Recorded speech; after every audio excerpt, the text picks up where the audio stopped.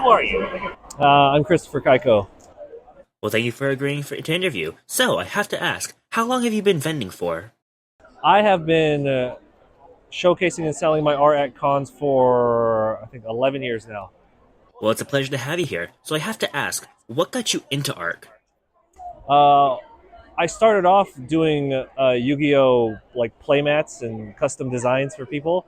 Um, Obviously, I started off as a competitive Yu-Gi-Oh! Player. That's where that came from. And then I was doing that privately for people. I was making YouTube videos of it. And then that just spiraled into getting bigger projects and bigger work. And now I do it full time.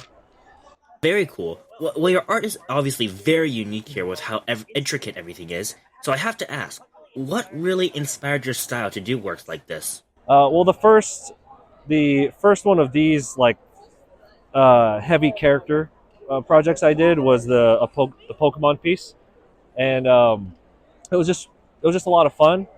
And I only pick properties that I'm really a fan of, and I just wanted to do. I guess the word would be like maximal style art. So I just wanted to take a property I really loved and show it like full attention, to show off all the characters, and it just kind of evolved into something from there. But it did start with doing a Pokemon drawing with all the Pokemon, and then I just took that concept to other properties. Which one piece took the longest? Was it that Pokemon The piece? Dragon Ball, The Dragon the Ball piece, Dragon this Ball. one Yeah. right here. That was 3.5 months, and I clocked over 1,000 draw hours on it. Well, that is incredibly impressive. So, with that, I want to know, why do you specifically focus on these big collage pieces? Um, I used to do single character artwork when I first started doing conventions, and I think they're just I don't know. I don't want to do something that's really basic. I think that's just my personality. I want to when I bring something, I want it to stand out. I want to show that there's a lot of effort put into it, and it's just different from what you see around the artist alley. And and they're fun. So. Well, I have one final question here just to wrap things up, and that is, what is your dream? What are you really aspiring to at the moment? Well, I'm primarily a traditional artist, so I have a lot of my own personal projects, non-fan art.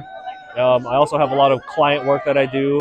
So my main goal and my dream is to be able to make a living, not having to use fan art or having to do the client work that I'm doing now, to just create like my original stuff, which is all traditional art, which is original characters and concepts.